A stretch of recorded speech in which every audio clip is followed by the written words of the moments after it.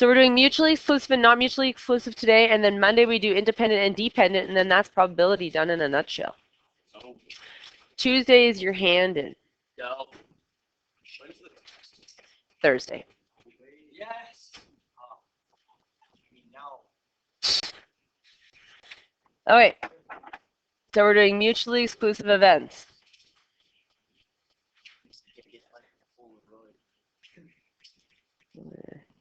So mutually exclusive is when they're disjoint sets, so they have no elements in common. So that's when it's mutually exclusive. So if you looked at a card hand and you said, what's the probability of getting a red or a black? Red and black have no overlap. Okay, so they'd be mutually exclusive. Not mutually exclusive is if you said, okay, what's the chance of me getting a red or a heart? Okay, there are some red hearts, so there's overlap. Difference between mutually exclusive and not mutually exclusive. So mutually exclusive is like no overlap. If you're mutually exclusively dating, you have no overlap, hopefully.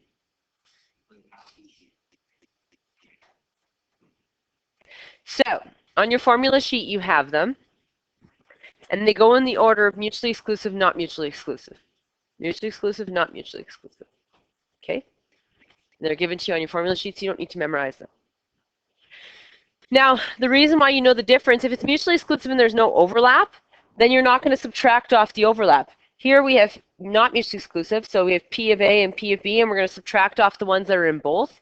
Because if you don't do that, say you do the probability of getting a red or a heart, then here you'd have the red hearts, here you'd have the red hearts, and you'd be counting the cards twice, right? So that's why you have to take them off once, so you don't double count them. Now, plus sign always means what? Or. So does this symbol. This symbol always means or. So there's a hint to use either of these formulas whenever you have to find the probability of something or something happening. Okay? The keyword or. All right. So let's look at example 1. Write that down, and then we'll go through it.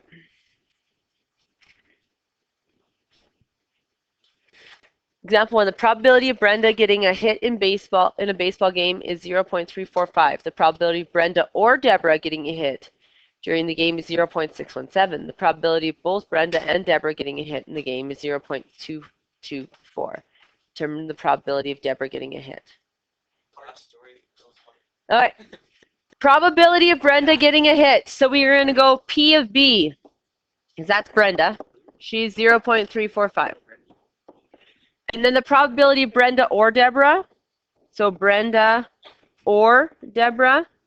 And I'm going to do those symbols because that's the symbols that are used in the formula, right? So might as well stay with it. Is 0.617. The probability of both Brenda and Deborah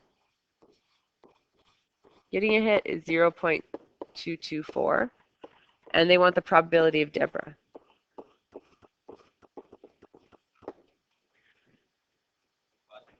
So the only formula that uses these three and is missing that one is this one here. The non-mutually exclusive one. P of A or B equals P of A times plus P of B minus P of A and B. So let's use that formula, but we'll use B's and D's instead. So it's, the formula off of there is P of A or B equals P of A plus P of B minus P of A and B, because you're subtracting off the overlap. So we're going to fill that in. P of A or B. Well, we're going to say B and D. So P of B, oh my gosh, B over D equals P of B plus P of D minus P of B and D.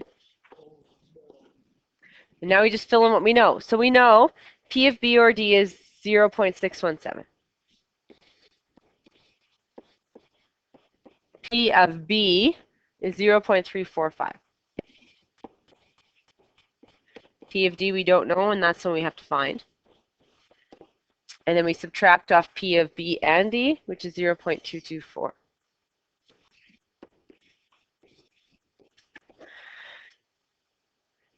So I'm going to put the 0.345 minus the 0.224 together. So you get 0.617 equals P of D plus what? What's 0.345 minus 0.224? 0.121? And subtract that off, 0.121. And P of D equals,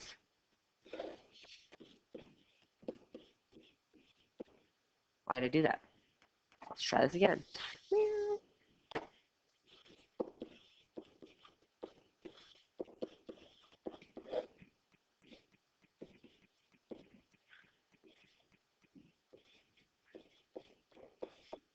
0.496. So that's the probability of Deborah. So sometimes you're given questions where you have to take all the information, draw it out, and then figure out, hey, what formula off my formula sheet would that fit into? That's the easiest way to figure those ones out. Okay.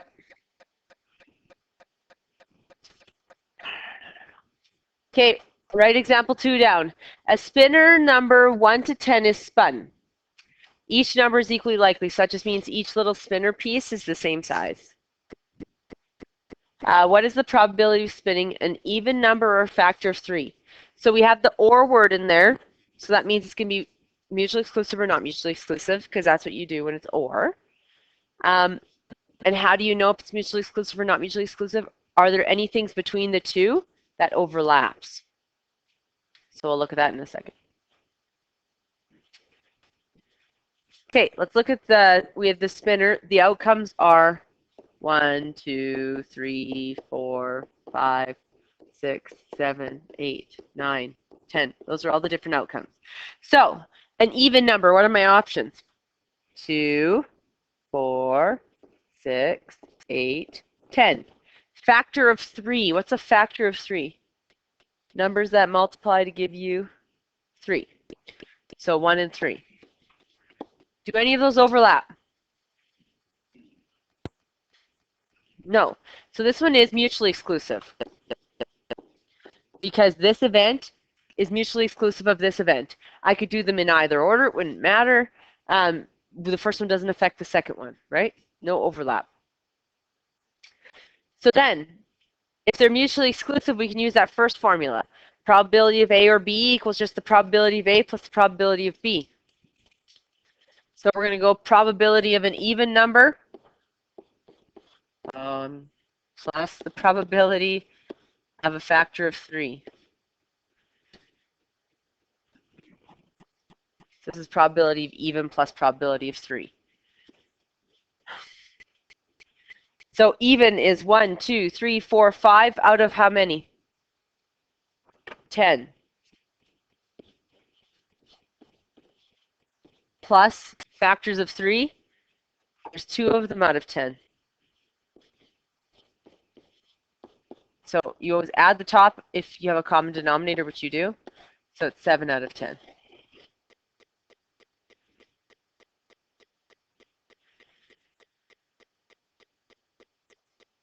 The next question is an odd number or multiple of 3. So odds are 1, 3, 5, 7, 9.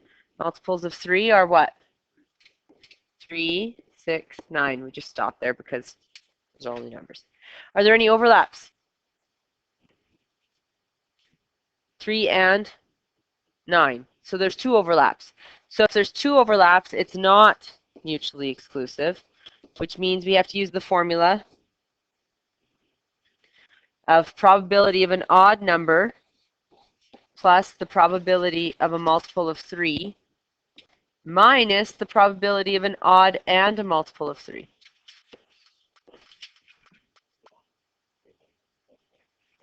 So there's the mutually exclusive formula where you just add the 2 probabilities together, and the not mutually exclusive where you add the 2 probabilities together and subtract off their overlap.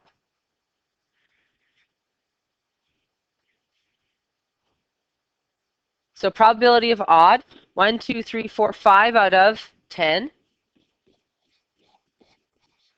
plus the probability of a multiple of 3 is 3 out of 10. Subtract off the ones that are odds and multiples of 3. So how many were there? Odd and multiple of 3?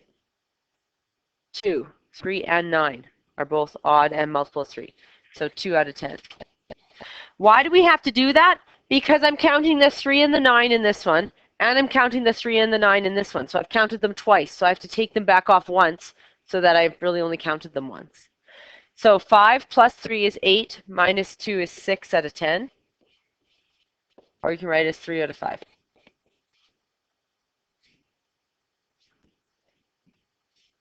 You guys try C. Number less than 8. So 1, 2, 3, 4, 5, 6, 7. Did I count 8? Thank you. Divisor of 15. 1, 3, 5. So it's what do those numbers divide evenly into 15? Are there any overlaps? Yes. So we have not mutually exclusive, and we're going to have to subtract off that overlap. So we're going to get probability of less than 8 plus the probability of divisor of 15 minus the probability of the less than 8 and divisors of 15. So they have 1, 3, and 5 that they actually share in common. So we have 1, 2, 3, 4, 5, 6, 7 out of 10 for less than 8. We have 3 out of 10 for divisors of 15. And we actually subtract them back off, 3 out of 10 for the overlap. So it's 7 out of 10.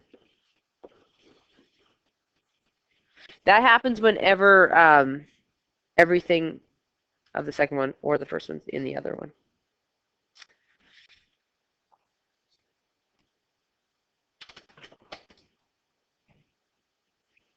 Then we're going to go on. Okay, these are ones for you to try. So sometimes in this unit, they look like Venn diagram questions. That's why you have to do set theory first. This one is one of those. So use the following information. Probability that Eric will play golf this weekend is 0.5. Probability that he will play tennis is 0.3. The probability that he will do neither is 0.25. Remember, probability always adds up to 1. So if I drew this as a Venn diagram, inside here I should have it equal to 1. So I have 0.25 outside. This is golf. This is tennis. How do I figure out overlap from set theory, remember? So 1 minus 0.25 leaves me with 0.75 to fill in those two circles, right? If I actually take those two, though, I have 0.5 plus 0.3, so I actually have 0.8 to fill into those circles. So how much overlap is there? 0.8 minus 0.75, which is 0.05. So just golf would be golf, which is 0.5 minus 0.05, which is 0.45. Tennis is 0.3 minus 0.05, which is 0.25.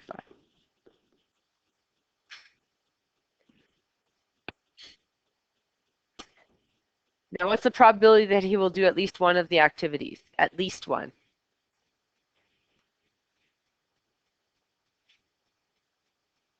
At least one is anything in the Venn diagram, in the circles, right? Because that's 1 or 2 or both. It's 0.75 if you add them up. Or if you went 1 minus 0.25, you get 0.75. And then the probability to the nearest hundreds that he'll play both, 0.05.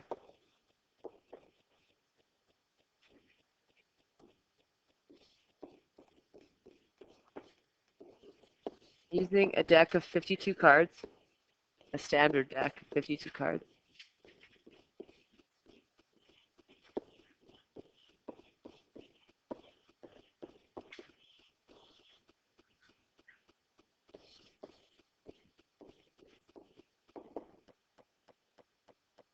I put 2 dots. Determine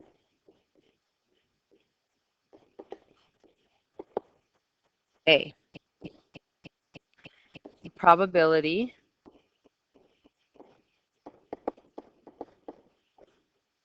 of getting a heart or a 2?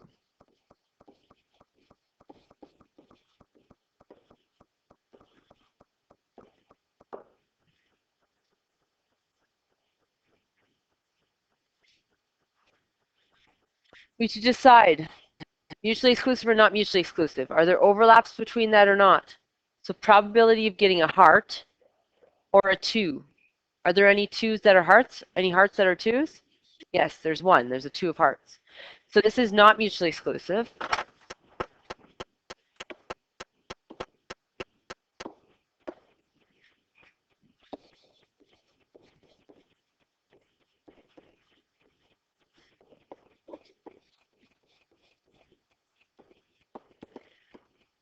So, because you could say there's a 2 of hearts. That's a heart. Don't be jealous. It's that good. There's a 2 of hearts.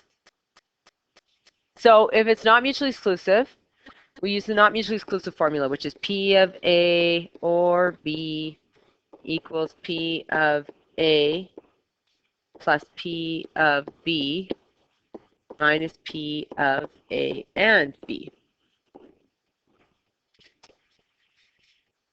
So instead of A's and B's, we have a heart and a 2, right? So I would write this as probability of a heart or a 2, which is what they're asking us to find, would equal the probability of a heart plus the probability of a 2 minus the probability of a heart and a 2.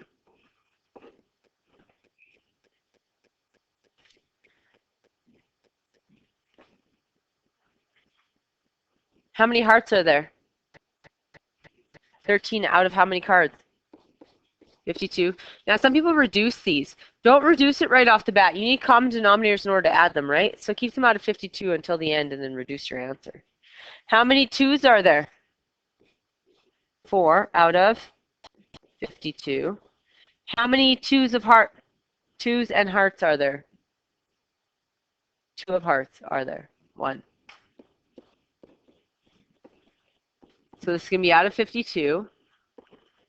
13 plus 4 is 17. Minus 1 is 16. So that reduces to what? What's 16 divided by 52?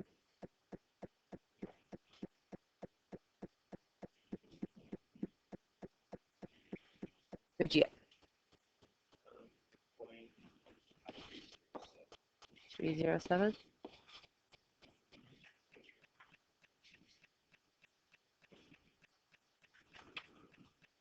What'd you get? 308? Okay. No. Okay. B. What's the probability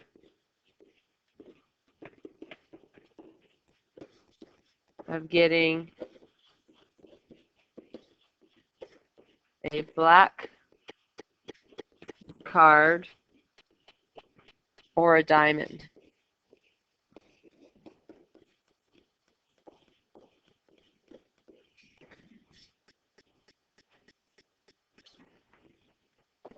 Mutually exclusive or not mutually exclusive? Mutually exclusive means no overlap. Not mutually exclusive means overlap.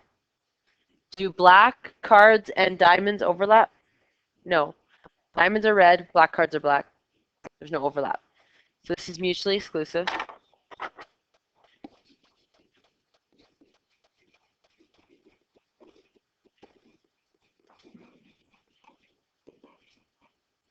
So you're going to have probability of a black or a diamond equals just the probability of the black cards plus the probability of diamonds. You just don't subtract off the overlap because there is no overlap. And you'll catch yourself if you say it's not mutually exclusive, because when you go do probability of the overlap, B and D, you'll find none. It'll be 0. Okay? So black cards, how many are there? 26 out of 52. Diamonds? 13 out of 52. So it's going to be 39 out of 52, or a third, or 3/4, sorry. 3/4 or 0.75.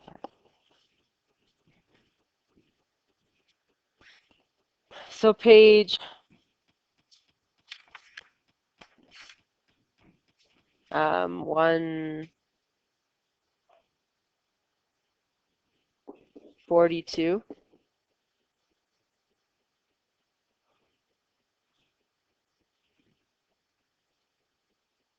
Number 3, A and C.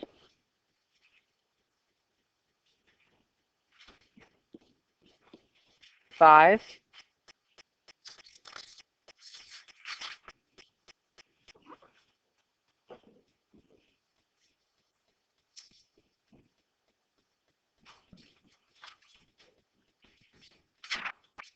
And 9. That's it. If you work, you'll be done very soon.